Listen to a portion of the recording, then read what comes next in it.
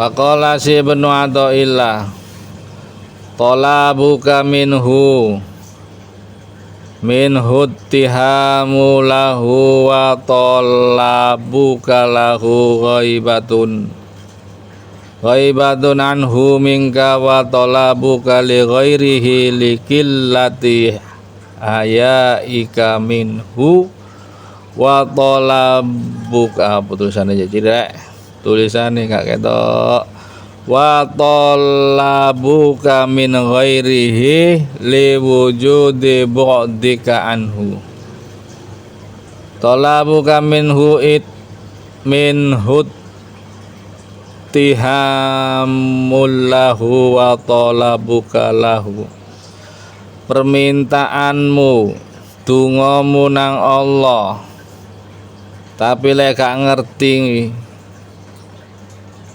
adabe sopan santun nang Allah talabuka minhu tihamulahu wa talabuka lahu ghaibatu anhu minka. Kamu berkeyakinan permintaanmu dari Allah mengandung pengertian menuduh Allah, khawatir tidak memberi kepadamu. Jadi pengertianmu itu lu elek. Seakan-akan jika kau gak ndonga, seakan-akan jika kau gak ibadah, seakan-akan jika kau gak doa, awakmu donmu iku, mentalmu iku seakan-akan Allah gak memberi kepadamu. Aku lek gak njaluk, gak minta, Allah gak ngasih. Oh, tuyul. Kamu gak minta jantung yang dikasih jantung oleh Allah. Kamu gak minta jantung sehat, dikasih jantung sehat oleh Allah. Minta enggak. Kamu gak minta otak beres, diberes sampai Allah. Kamu minta enggak. Syukur. Nah, syukur aja enggak. Kamu gak pernah minta mata, dikasih mata oleh Allah. Tuyul niku, ngawur. Aku lek gak minta gak dikasih oleh Allah. Lo.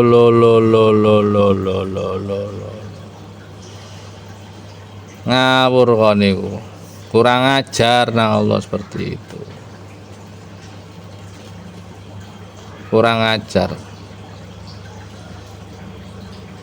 Mosok gak jawab ketika emang Allah iku lali harus diminta baru dikasih. Iya lek awakmu iki lek tanggamu niku. Kamu gak minta apa-apa dikasih kesehatan. Kamu mana minta sehat? Dikasih kesehatan oleh Allah, dijaga. Tadi permintaanmu dari Allah mengandung pengertian menuduh Allah. Khawatir jika tidak meminta, khawatir jika tidak memohon maka tidak diberi. Dan mintamu kepada Allah supaya mendekatkan dirimu kepadanya berarti kau masih merasa jauh daripadanya. Aneh, ngawur. Wa talabuka li ghairi ligillati hayaika minhu wa talabuka min ghairihi li wujudi bu'dika anhu. Dan mintamu kepada Allah agar supaya didekatkan dirimu kepadanya berarti iku masih merasa jauh. Dan mintamu kepada Allah untuk mencapai kedudukan dunia akhirat membuktikan kamu tiada malu gak duwe isin ngoco introspeksi. Dan permintaanmu kepada sesuatu selain Allah menunjukkan jauhmu daripadanya. Allah wis siapno bantuan malah kamu minta yang lain. Allah udah siap nolong udhuni astajib lakum tapi gak percaya sama yang lain. Ngono kok ngomong makrifat rek. Permintaan hamba kepada Allah terbagi dalam 4 macam. Dan kemudian kesemuanya itu tidak tepat bila diteliti lebih jauh mendalam. Permintaan kepada Allah mempunyai pengertian menuduh sebab sekiranya ia percaya akan Allah, ya Allah akan memberi tanpa meminta. Ia udah tahu. Jadi dongamu iku lek gak njaluk gak dikeki aja ngono. Iku lah awakmu. Itu kan kamu. ambek Allah kok elek. Lan doa buat apa Gus? Doa iku njalani kewajibane Gusti Allah. Masa kan jauh gak diminta. Lo Allah gak mau minta juga udah dikasih lo. Awakmu ae sing picek. Kamu yang ketutupan debu sehingga gak bisa ngelihat. Atau menyangka Allah melupakannya. Allah gak bakal lupa kepadamu. Saya dikasih hidup, siapa sih ngasih hidup? Allah. Yang ngasih matahari sok cerah, kamu bisa melihat matahari, siapa? Allah. Kamunya sing bermasalah itu. Softwaremu gantiin. Dan lebih jahat lagi bila ia merasa berhak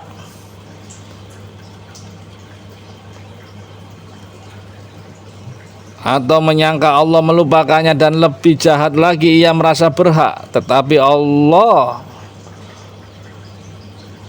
oleh Allah belum juga diberi, dan memintamu untuk takorup, menunjukkan bahwa engkau merasa gaib kepadanya. Sedangkan permintaanmu sesuatu dari kepentingan-kepentingan dunia membuktikan gak punya malu. Minta ini rezeki bertambah, minta pangkat bertambah, minta ini bertambah, minta itu bertambah, minta itu bertambah, gak duwe isin. Kon niku kapan syukurmu? Mbok ya sekali-sekali ibadah krana syukur nang Allah.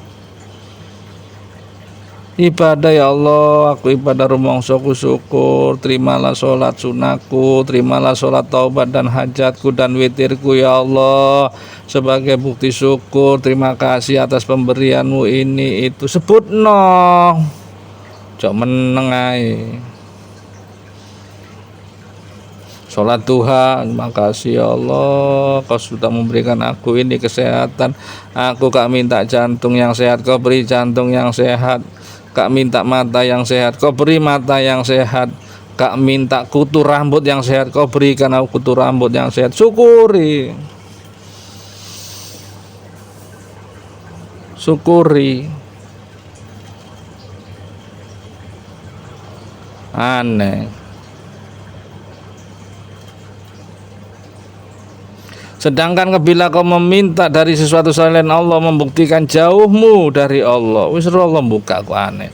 Sebab sekiranya kau mengetahui bahwa Allah lebih dekat padamu, wa nahnu aqrabu ilaihi min hablil warid, tentu engkau tak akan minta kepada selainnya. Cari ini cedek sama Allah, cari ini ma'rifatullah, dekat sama Allah. Tapi kok minta bantuan-bantuan yang lain, bro, ngawur. Ambil Allah gak formalitas saya malu minta sama Allah. Wah, hebat. Saya malu minta sama Allah, tapi minta tonggomu, minta makhluknya, malu-maluin Allah. Aneh. Yang ini gitu, cari ini makrifat, kenyataannya jauh dari perbuatan.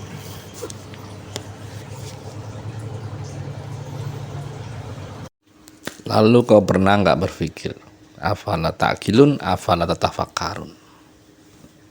Kamu sering memikirkan, kenapa sih doa saya kok gak dikabul-kabulkan? Kenapa sih permintaan saya kok tidak dikabul-kabulkan? Padahal saya sudah doa, sudah qiyamul lail, sudah zikir, sudah baca Quran. Kenapa Allah nggak ngabulkan doaku? Kenapa Allah menunda doaku? Kenapa? Sering itu terlintas dalam pikiran-pikiran kita. Yang dilihat hanya pengabdianmu. Lalu pernahkah kau berpikir, harusnya aku lebih beruntung, harusnya aku lebih banyak bersyukur? Karena apa? Ketika kita dalam kondisi maksiat, kita dalam kondisi durhaka, tidak langsung dihukum oleh Allah. Lalu kau meminta,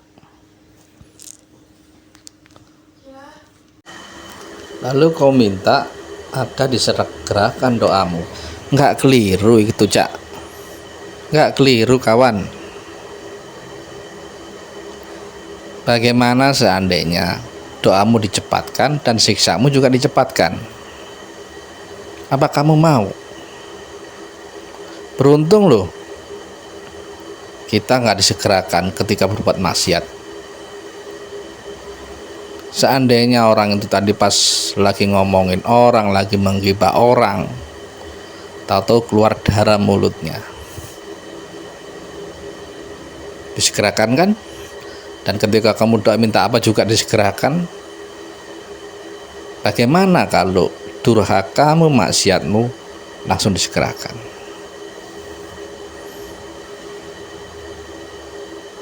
Agar kita itu mau berpikir, afala tatafakkarun la ayati liulil albab. Kamu mikirnya hanya yang kamu perbuat,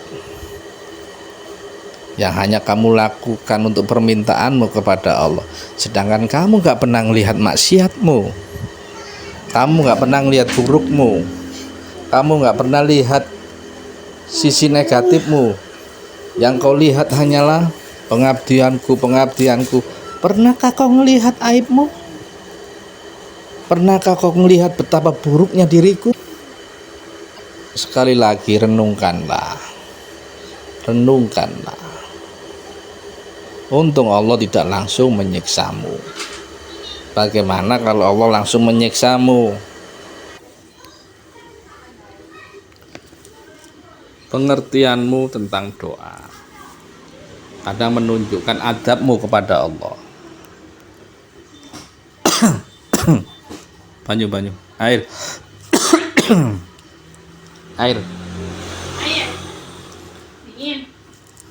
Permohonan hamba kepada Allah, dia berasumsi bahwa jika dia tidak berdoa tidak dikasih.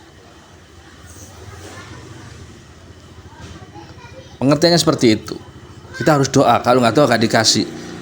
Buruk amat azabnya. Kenapa buruk amat azabnya? Seakan-akan kalau kamu nggak doa nggak dikasih oleh Allah. Emang Allah nggak ngerti? Emang Allah nggak tahu? Jadi terus dia minta, karena pengertiannya kalau tidak minta tidak dikasih. Emang Allah lupa sama hambanya? Kebalik kau mengertikan. Disebabkan karena khawatir tidak diberi apa yang dibutuhkannya menurut pendapatnya. Dan kadang menyangka Allah melupakannya, tidak menghiraukannya, tidak mengerti tentang kebutuhannya. Sing lebih parah, Allah gak ngerti kebutuhanmu. Ya Allah, hamba macam apa kamu ini? Segala sesuatu tidak kau pinta, tapi dilengkapi oleh Allah. Kok bisa kamu menuduh Allah seperti itu? Kalau gak minta gak dikasih.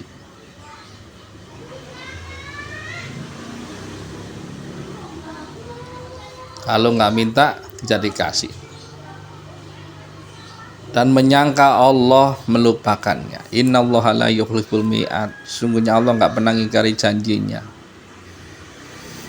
Allah lah yang mencukupi semuanya. Lillahi ma fis samawati wa ma fil ard. Kepunyaan Allah lah apa yang ada di langit dan di bumi. Enggak bakal dilupakan. Khawatirmu aja, nafsu dan angan-anganmu saja yang menyebabkan kau jauh dari Allah.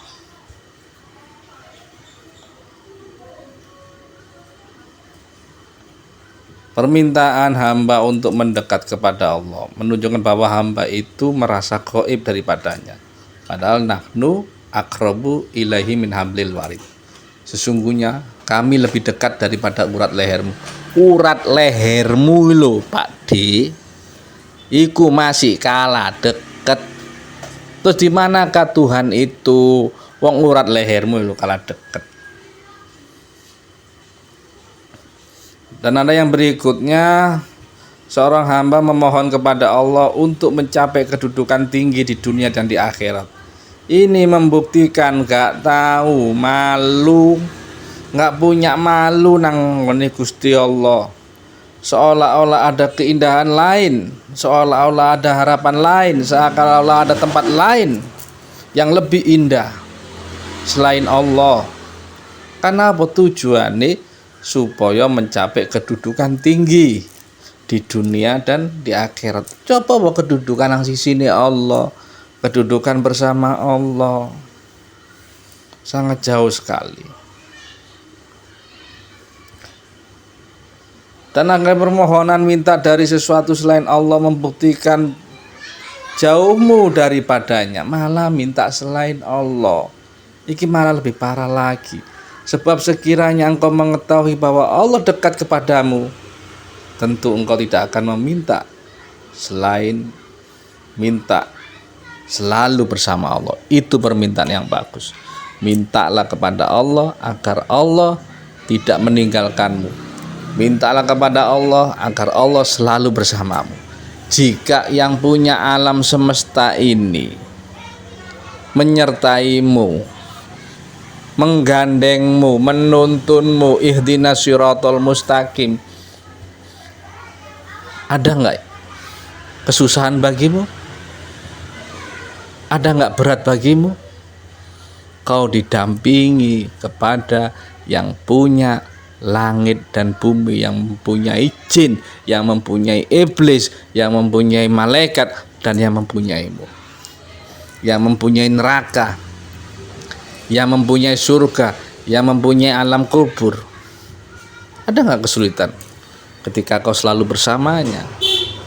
Kau kemana-mana ditemenin olehnya. Di dalam kubur kau ditemenin olehnya. Kau tidak sendiri, kau bersamanya di alam kubur. Apakah ada kesulitan bagimu jika seperti itu? Tidak, kawan. Kau tidak akan merasa kesepian. Karena apa? Allah menyertaimu, Allah selalu bersamamu.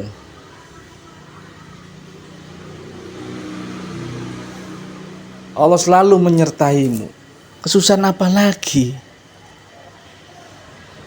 Kesusahan itu karena gelapnya pengetahuan, karena gelapnya mata hatimu, gelapnya kesadaranmu, sehingga kau mengalami kesusahan. Kayak tadi, kita harus minta kepada Allah.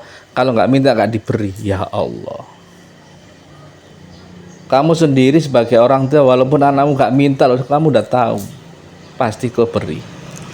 Apalagi ini Allah. Pengertianmu lah yang harus diperbarui, pengetahuanmu lah yang harus diperbaiki.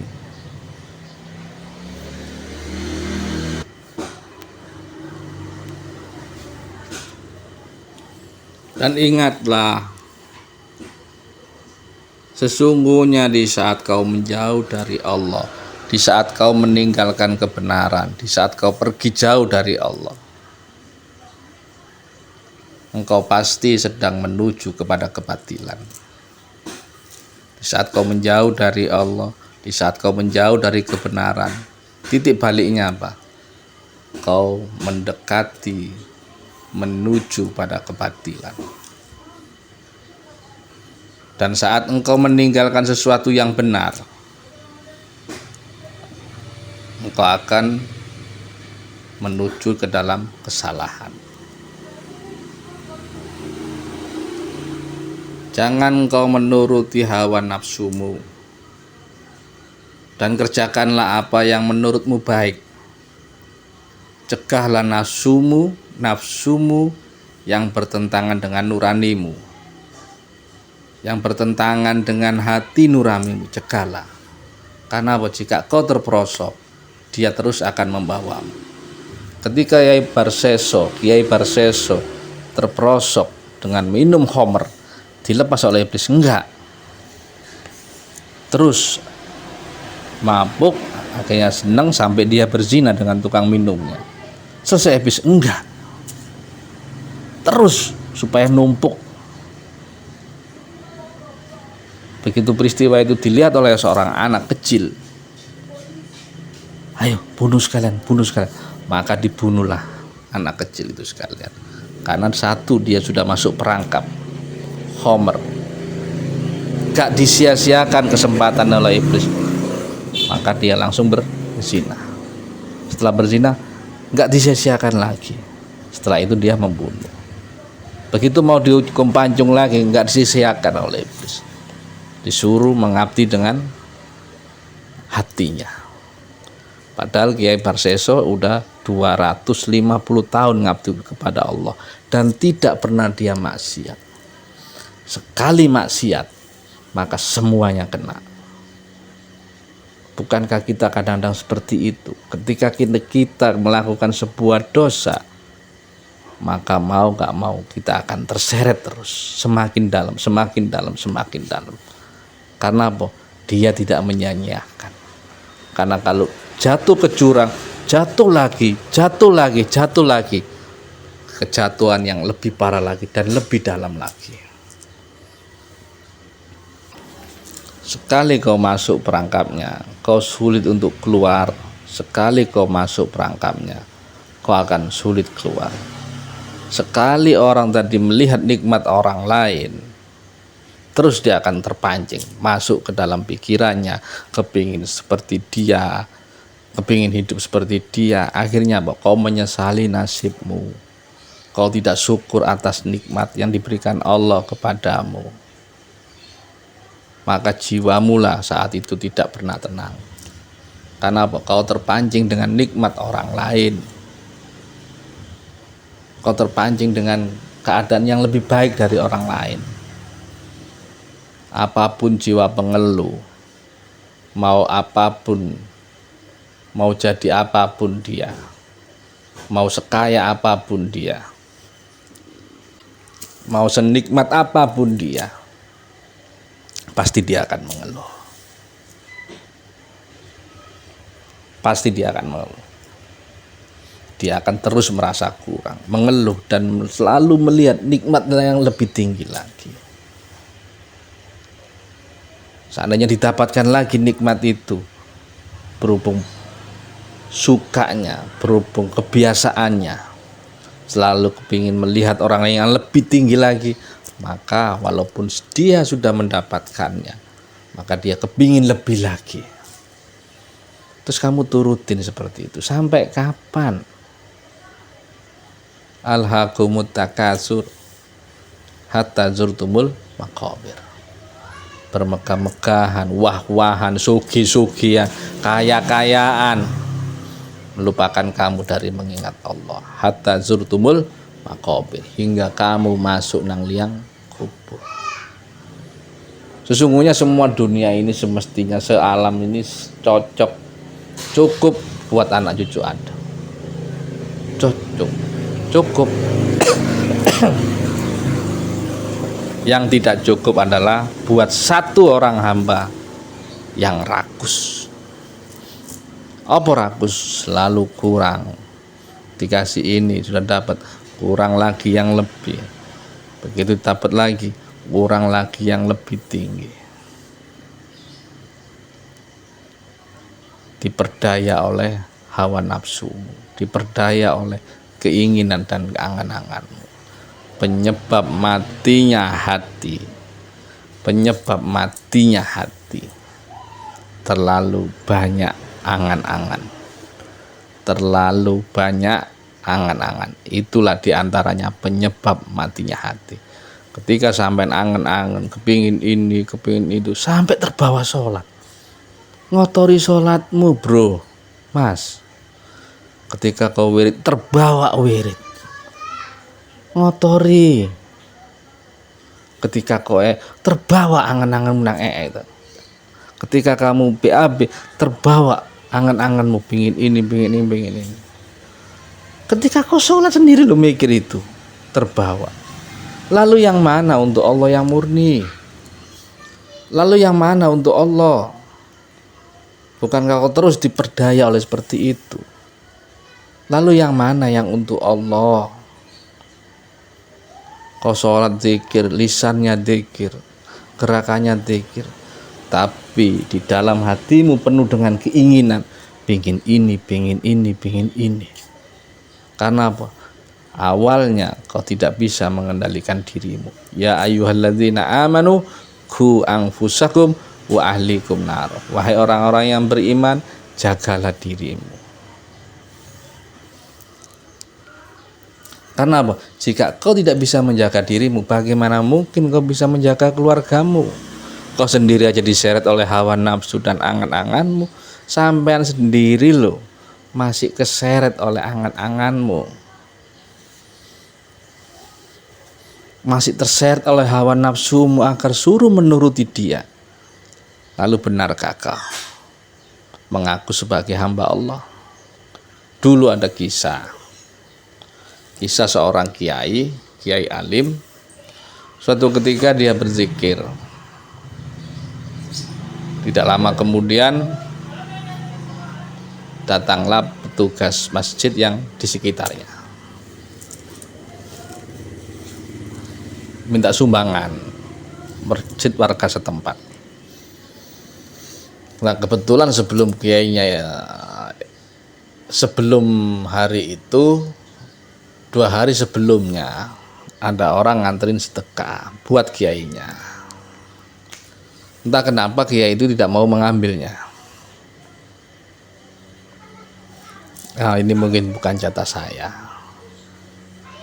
Tuh, sampai uang itu tahu bukan jatahnya. Uang ini tahu bukan jatahnya. Ala bidzikrillahi tatma'innul qulub. Dengan hanya mengingat Allah hati bisa menjadi tenang. Ketika tenang kau tahu apa yang dimaui Allah kepadamu. Ketika kau tenang, kau akan tahu apa yang Allah mau kepadamu. Akhirnya pas petugas itu datang, petugas masjid, ini orang alim loh, ngomong, Pak Yai, ini masjid kita butuh bantuan. Kemudian Yai tadi nyerahkan amplop ini. Kemudian petugas tadi nanya, dicatat Yai namanya? Nggak usah, catat aja Yai ya, hamba Allah. Nggak usah. Loh emang kenapa Yai? Cuma hamba Allah kan, bukan nyangkut ke Yai. Gini loh nak, gini loh mas, saya itu malu mau mengakui diri sebagai hamba Allah. Saya itu malu kepada Allah, bukan malu kepada manusia, malu kepada Allah jika saya mengaku sebagai hamba Allah. Kaget petugas masjid ini. Kenapa ya? Saya mengaku hamba Allah sehari ini 24 jam. Saya ke Allah itu hanya beberapa menit saja. Taruhlah sholat duhur 10 menit paling lama. Sholat asar 10 menit itu paling lama ya. Kalau dikalikan 5 cuma 50 menit. Itu pun kadang-kadang sholat mikirnya yang lain. 50 menit atau 1 jam lah sehari. Terus yang 23 jam kemana? Kadang masih nuruti hawa nafsunya, kadang masih menjadi hamba hubud dunia, kadang masih menjadi hamba yang lain-lainnya. Lalu apakah aku pantas mas? Jika aku ngomong, saya sendiri ngomong sebagai hamba Allah. Toh pada kenyataannya 1 hari 24 jam saya ibadah, sembahyang, berzikir pun hanya 1 jam. Jadi saya nggak berani, nggak cocok, nggak pantas untuk menekankan diri saya, mengakui diri saya sebagai hamba Allah. Gak cocok. Karena masih banyak saya itu mengadi hamba syaitan, hamba keinginan, hamba hawa nafsu. Lo orang alim ngomong seperti ini. Lah sampean kadang-kadang gak alim, duduk ya duduk apa-apa, mekiti, begedut, ilmu masih baru, ngomong kadang-kadang sebagai hamba Allah. Hamba Allah yang mana? Yang mana hamba Allah? Bukankah masih penuh dengan hawa nafsumu? Bukankah masih penuh dengan keinginanmu? Di dalam hatimu aja lah masih penuh selain Allah. Bahkan mungkin gak ada selain Allah di hatimu. Dan di pikiranmu penuh dengan keinginan-keinginan. Lalu apakah pantas engkau mengucap sebagai hamba Allah, engkau menjadi sebagai hamba Allah. Introspeksi dirilah. Saya nggak berani mas, kata Kiai itu, untuk ngomong diri saya adalah orang hamba Allah, karena jauh sekali dari hamba Allah. Masih sering menjadi hamba hubud dunia, masih sering menjadi hamba dari yang selain Allah. Subhanallah, cakep. Dia sadar akan dirinya bahwa dia juga masih malu ngomong sebagai hamba Allah. Kadang ada orang yang nggak tahu malu, ya tapi malu-maluin. Kemana-mana ngomong kita ini hamba Allah, tapi batinnya, perbuatannya jauh dari kenyataan bersama Allah. Wabillahi taufiq wal hidayah. Assalamualaikum warahmatullahi wabarakatuh. Oke, terima kasih sudah menyaksikan. Semoga bermanfaat bagi kita semua. Dan bagi yang belum subscribe, bisa klik tombol subscribe dan aktifkan lonceng untuk mendapatkan update terbaru. Terima kasih.